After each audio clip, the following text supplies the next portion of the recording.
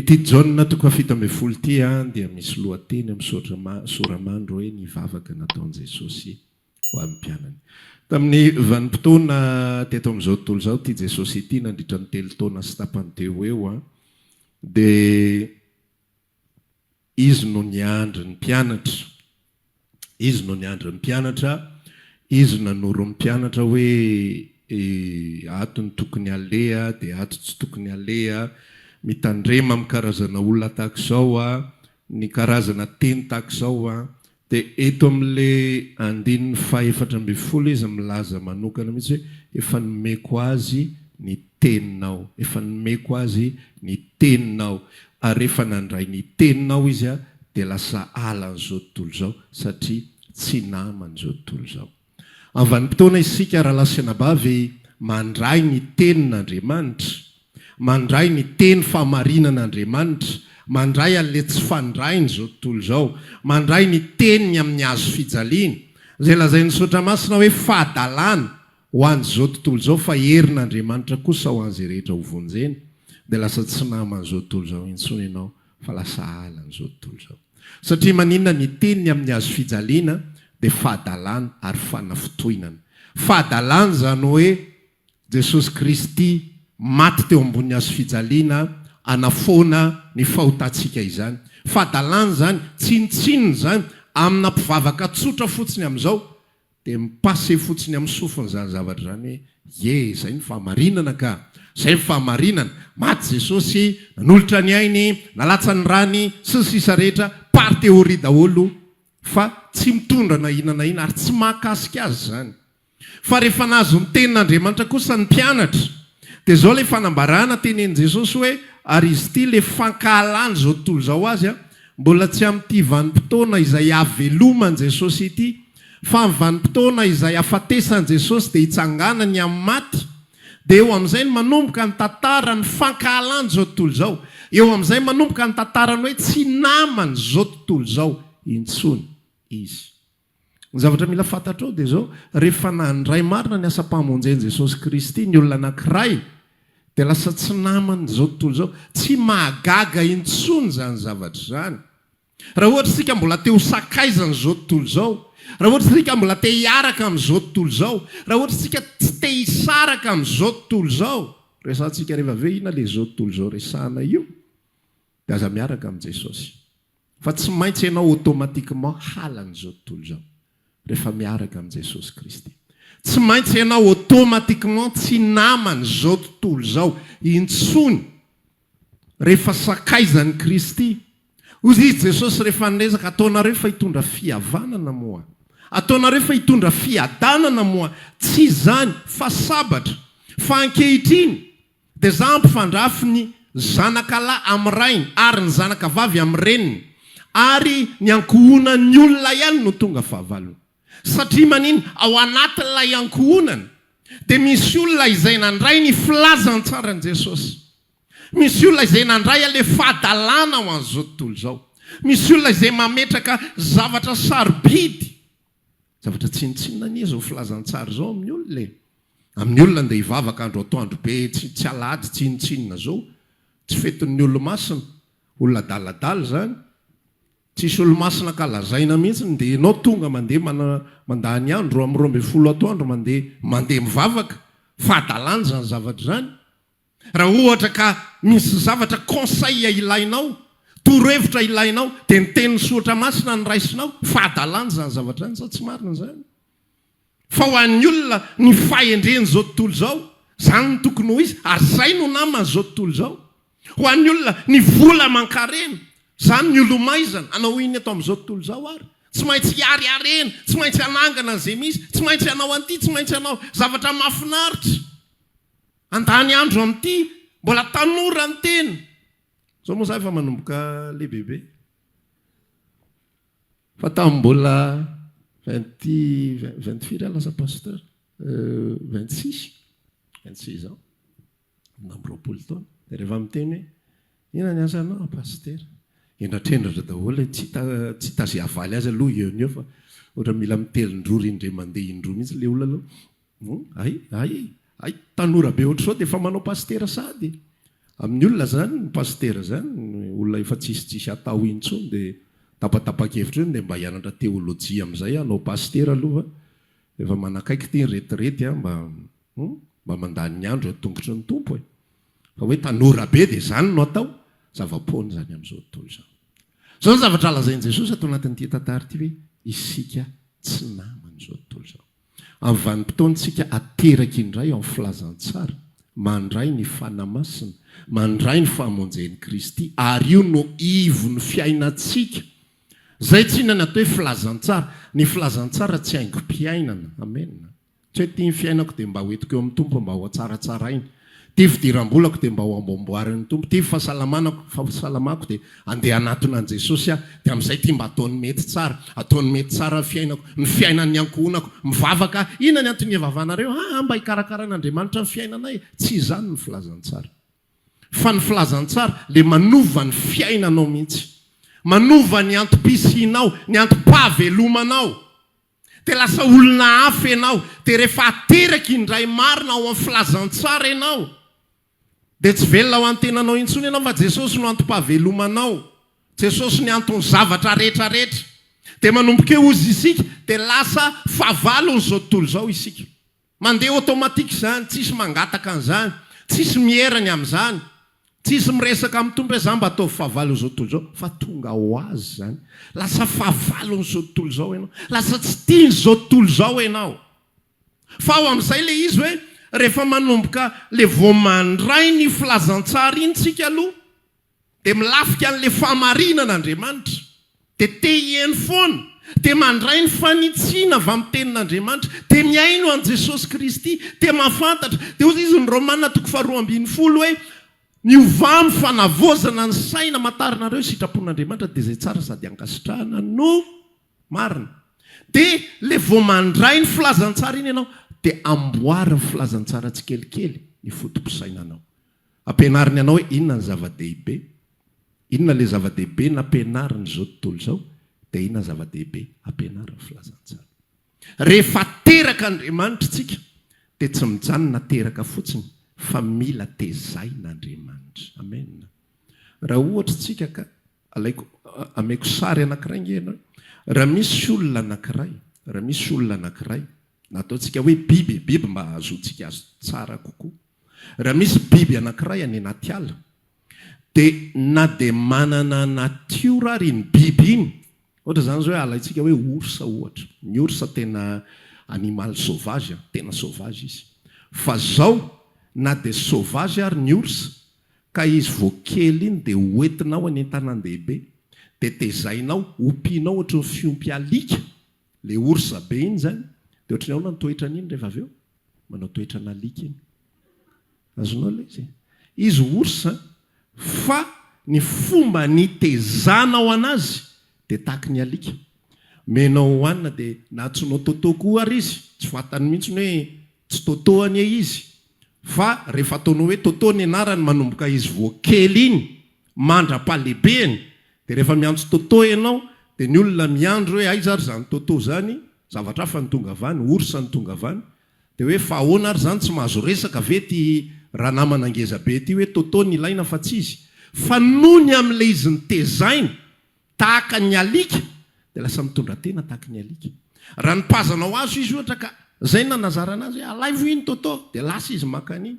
Raha ohatra ka omenao karazan-tsakafo izy dia karazan-tsakafo nalika foana nomenao anazy dia iny no mahazatra azy. Tahak'izay ihany koa zasy ianao ary zay ny mahasari-piaro an'Andriamanitra ny amin'ny fiangonany. Isika tsy vitany fotsiny hoe ateraky indray ao amin'ny Kristy. Dia hoe vita zay, efa voavonjy zao, ho any an-danitra zao, sisa rehetrarehetra. Tsy tian'Andriamanitra isika hijanona amin'ny fahateraham-baovao fotsiny ihany no adidy sy andraikiny ny amintsika. Fa ny zavatra tian'Andriamanitra sy ny zavatra tokony hiainako zasy ianao dia zasy ianao tokony tezain'Andriamanitra foana amin'ny vanim-potoana hiainantsika. Zany mahatonga hoe tsy ampy raha ohatra ka tonga ianao mivavaka fotsiny isan'alahady, manao adiny 2 adiny 3 manao devoir. Iny adiny 2 adiny 3 iny efa fehiny ny tokony ho fiainantsika amin'ny maha-kristianina fotsiny iny. Fa tsy iny atao hoe fiainana kristianina, fa raha iny ny fiainana kristianina. dia mbola tsy tena ao ny Kristy ianao zany. Satria inona ny antony? Adiny roa adiny telo ianao tezaina eto fa ny ampim-piainanao rehetra iza no mitaizanao? Zao tontolo zao no mitaizanao. Zao tontolo zao no mitaizanao. Ny mpiara-miasa aminao no mitaizanao, na tianao na tsy tianao mitaizanao reo. Sao dia verinao za rehefa lehibe ty very pastera dia ho tezaina iza indray. Mitaiza ireo. Mamafy zavatra ny anatinao ireo. Mamafy zavatra. Andriamanitra ohatra miresaka amintsika filazantsara miresaka amintsika. Izao ny fahazavan'izao tontolo zao. Ianareo ny fahazavan'izao tontolo zao ihany koa. Tsy azo afenina ny trano miorina eo an-tapitendrim-bohitra. Fa jereo tsara fa rehefa manome information foana ho ao tsofinao izao tontolo zao io. Fa tsy raisinao intsony le fitezana omen'Andriamanitra anao dia tsy mazava intsony ianao. Satria manina, le zao tontolo zao manodidina anao manatsatso ny filazantsara.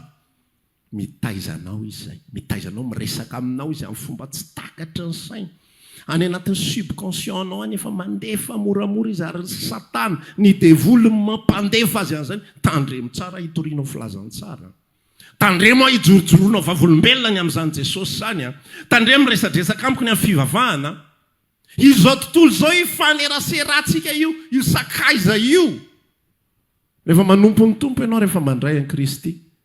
Rehefa matsapa ny asan'i Kristy ao am-ponao ianao dia mila manana mila manana namana rahalasy anabavy. Mila manana fifankazarana amin'ny rahalasy anabavy. Satria maninona ireo olona ireo no mpitaizanao. Azonao ve ilay izy? Io tontolo manodidina antsika rehetrarehetra io zany mitaiza daholo. Ianao zany tsy mahafantatra ninina mihitsy. Fa ozy ianao hoe za fangeza be ty very paster reny ny tena be mpitaiza reny. Tsy le kely ny tena be mpitaiza fa le fa lehibe intsika mbola misy mpitaiza foana. Satria manena misy mamafy information foana. Tsy akijanona.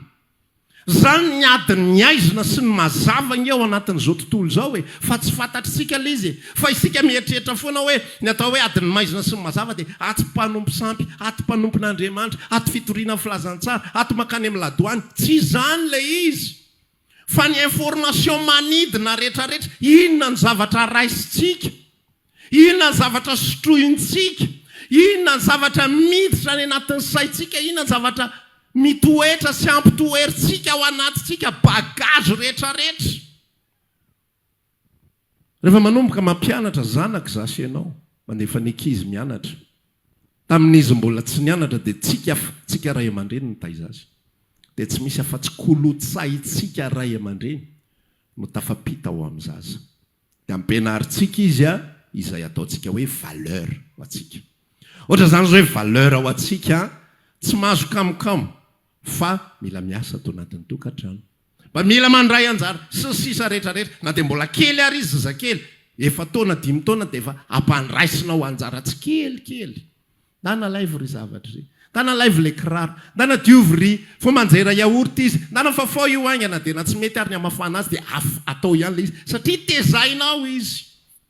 Fa rehefa ampidirinao mianatra amin'izay izy dia inona ny zavatra mitranga? Misy mpitaiza vaovao hafa indray. Tsy maintsy tezain'olo-kafa izy. Tsisy olona manapa-kevitra mihitsy hoe za tsy mba mpianatra ny zanako satria tezain'olo-kafa izy ihany. Fa tsy maintsy tezain'ny mpiara-mianatra aminy izy ihany. Satria manina mpiara-mianatra aminy koa nisy zavatra hafa nameny ny tontolo manodidina azy, nomeny ny kozany azy, nomeny ny ray aman-dreny azy, nomeny ny mpianakaviny azy. Dia iny kolotsaina ilay zanak'olona iny no tafampita ao aminao ihany koa. Ankoatra ny hao. Tafampita. Mepita zany. Misy ny connexion, misy ny fifampepitan-javatra ao anatin'ilay tantara. Dia ny fomba fisaina n'ilay mpampianatra ihany koa tafampita. Any amin'ilay zaza, tamin'izay mbola kelikely, tamin'ny 1993 nisy an'ilay ena many anaran'ity izy. Grefy teto Antananarivo. Dia ilay mpampianatra anay tamin'izany fotoana izany tsy tiratsiraka be mihitsy. Dia isan'andro izay mandeha mianatra dia tantarainy zavatra foana. Tantarainy zavatra foana. Dia rehefa tantarainy zavatra dia tafiditra aty amiko ilay izy dia tantaraiko amin'ny eny tonga any an-trano. Tantaraiko amin'ny eny. Rehefa rano nandefasan'ny eny taratasy izy. Anratan'ny eny taratasy. dia ry afarany misy hoe zaro amin'ny lalana tokony alehany zaza tezitra tamiko daholo ny ankizy rehetrarehetra satria nitenen'le prof zany le ankizy za faly mihaino an'le tantara zara ny ankizy ary tsy mianatra va tantaraina resaka zavatra tsisy dikany eo foana tontolo andro teny meko an'le taratasy nisy ankizy nandefa taratasy hoe ohatra zao dia tsy miresaka zanytsontsika za manomboka androany misy zavatra tafapitany anaty any tamin'izany fotoana zany eritreretinao hoe 11 ans zay tamin'izany raiky amby 10 taona fa raikitra ny grevy diozy ny ankizy eo ampianara andao le ty andeha grevy 11 ans raiky amby 10 taona amin'io andeha ho an'ny lalakely andeha grevy ankizy kely raiky amby 10 taona fa zay le zavatra izay voavoly azonao zay le fitezana ny ray aman-dreninao mamafy zavatra tsara ao aminao fa zao tontolo zao mamafy zavatra ratsy dia raha vo tsy mitandrina isika ao anatin'ny fiarahana amin'ny tompo ihany koa sady miresaka tsika zany amin'ny fitezana zany akono miresaka tsika amin'ny fitezana ny tenatsika tandremo tsara mihitsy ny tontolo manodidina fa io tontolo manodidina io zay mitenena amin'ny Paoly mihitsy eo amboky ny Efesiana toko fahenana io zao tontolo zao io ange ka ny fieditsika nge ozy izy tsy nofo amandray tsika tsy mitolona minofo amandray fa mifanahy dia mifanapahana dia mimpanjaka dia ny fanjakana zao famaizina zao dia ny fanaratsy eny amin'ny rivotra alefa ny daholo ty karazan-javatra rehetrarehetra ity alefa ny information hitanao rehetrarehetra izay amin'ny Facebook io ohatrany hoe manao vazivazy zaritena antsika hoe managorisakorisa fenao nge mitaiza amin'iny fotoana iny e so dia verinao hoe mandehandeha ho azy iny fa misy zavatra hitezanao ny amanao amin'iny fotoana iny misy zavatra hitezanao ny amanao amin'iny fotoana iny efa tsy dia nalazalaza tsony izy tato ato fa tamin'ny roa taona na ohatrohatran'izay isakin'izay mihetsika dia misy tsy haiko moa na tsy malaza na zany tsy mijery dia tsy andeha fasandry zareo efa tsy malaza na tsy fahalalako any misy ale manao cadeau dia volany atao hoe manikaiky nareo mety mbola mahita tsy samy teny fa hitanao rehefa reny no fanesy eo masonao eo vadinao tsy manintsy ery ny angarianao rehefa avy jereo vadin'olona manolotra zavatra tsy takatra ny sainy ny entono roza ray tsy azo ohatr'izay ny vadina misy fo amin'izay voavoatra voataiza mitady zavatra tahaka izany nefa reo olona reo nge lazaiko anao zavatra aseho sy amboariny ohatra ny sinema zavatra amboarina ny ataon'ireo e afany mahazo mpanaraka be dia be zay mitanjony ao anatin'le izy fa ianao amin'ny mahaolo ny foanao raisinao daholo le zavatra rehetrarehetra dia vadinao endry tsara tsy maninona mijery tele etsy misy mangarika tamiko zany raha mitody angano izy hoe fa nanao inona ndray ary za mantsy problema nay lehilahy vao misy zava-mitranga hoe fa inona ndray ary nataontsika tato ato taiza hoaiza ary nisy filma tsiarako fa ny vehivavy mijery zavatra io izy tonga dia tonga tampoka tadidina hatramin'ny 2011 mijery an'iny tantara iny le tantara 2024 fa 2011 ty tamin'ny mariazy nanatitra voninkazo farany tany amin'ny ray aman-dreny tsisy tsony tao anatin'izay fotoana rehetrarehetra zay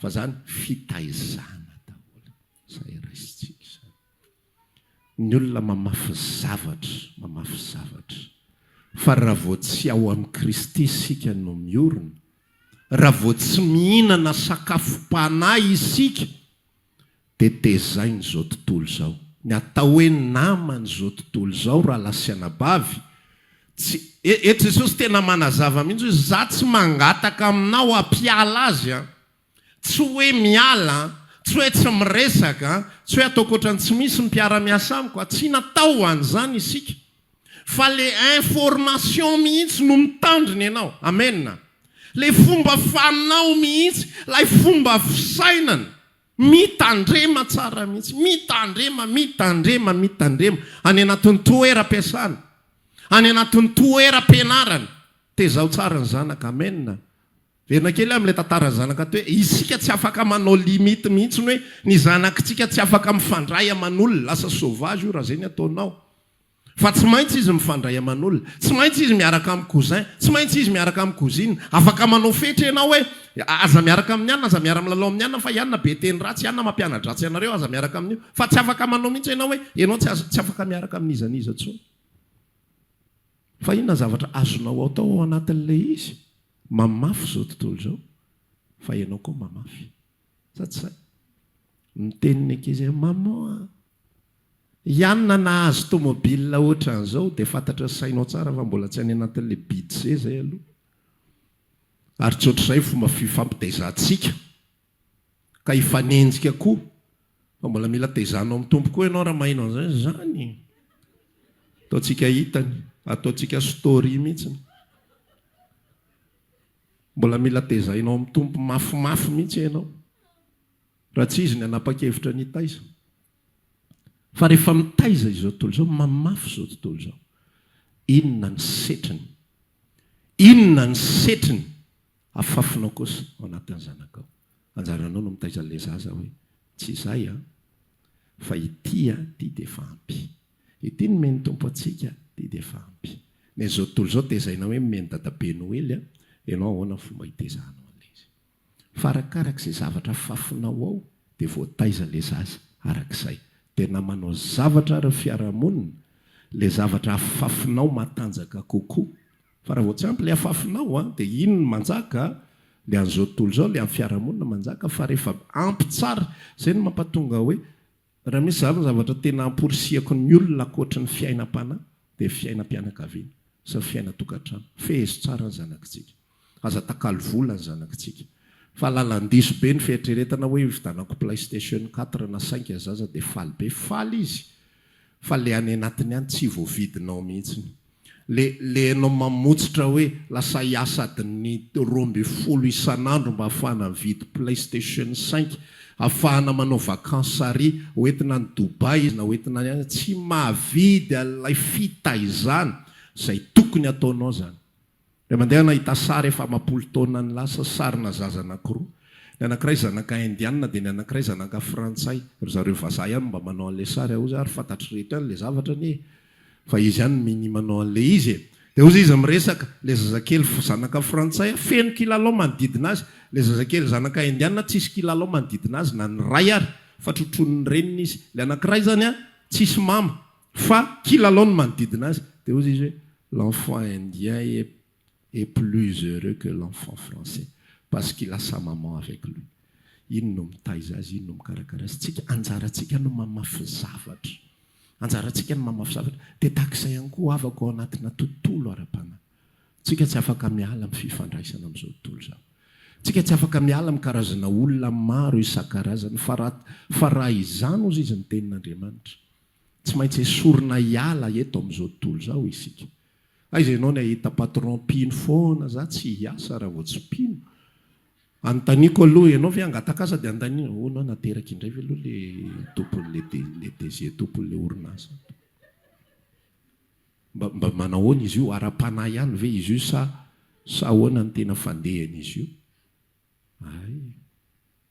Tsy ahita an'izany isika. Tsy ahita zavatra ohatran'izany isika. Na ahoana na ahoana. Tsy possible zany. Fa anjaranao mihitsy mametra hoe za miresaka amin'reto. Fa raha vao miresaka zavatra ohatr'izao izy dia tsy raisiko izay zavatra izay. Kopena kely mihitsy aloha. Mody miataka kely aloha. Bebe asa atao kely. Mandeha ny fosafosa ao anatin'ny toeram-piasana. Tsy fantatrao nge fa zay ny atao fidezany. Mandeha izay. Mandeha ny fitarainana ny amin'ny fiainana. Manahoana isika eo anatrehan'izay. Miara-mitaraina aminy ve. Malahelo izy dia tena ahoana ny valiteniny rehefa avy eo miarahory amin'izay ory ve marina mihitsika izy zany tena tsy izany atao miarahory amin'izay ory. Rehefa hitady excuse ny mpino mantsiny dia mahita verset isan-karazany izy miarahory amin'izay ory ozy izy. Fa zasy ianao tokony olona afaka mijoro. Ary rehefa henonao hoe tsy zakanao ilay zavatra dia mila manana fahononana teny ianao misaraka mihitsy ny aloha izay zavatra iray tsy vitako ny mijoro zanak'Andriamanitra eo anivon'ilay toe-javatra, eo anivon'ilay karazana sujet tahaka an'izao.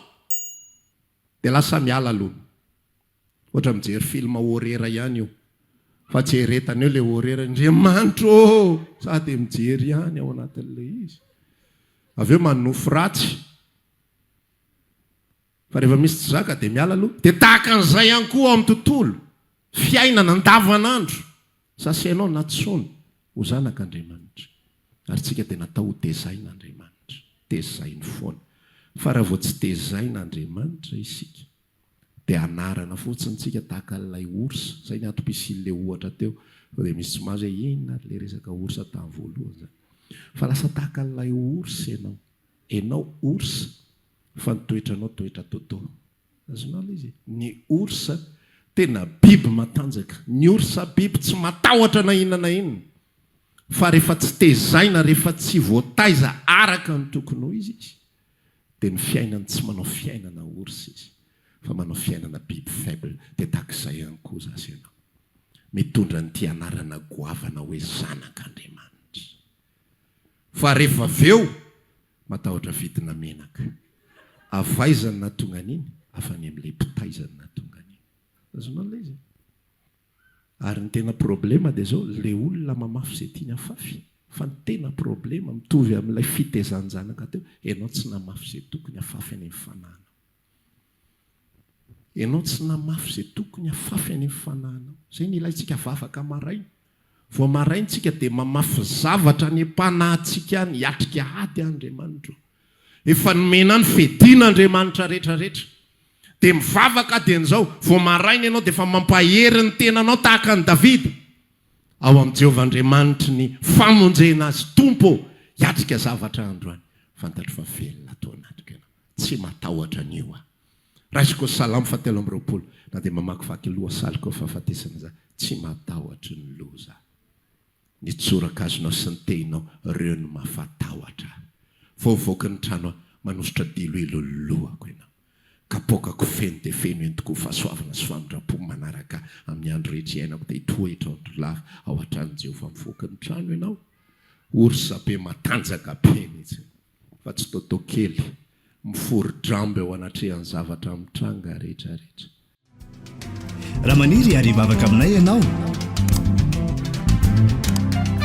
dia tongava ary isaky ny alahady amin'ny 7 ora sasany ny talata amin'ny 12 ora sasany ny alarobia amin'ny 12 ora eny Antsahamanitra 100 metatra ambany fijerena fety trano Gribege amin'ny ankavian-dalana tongava sotomboka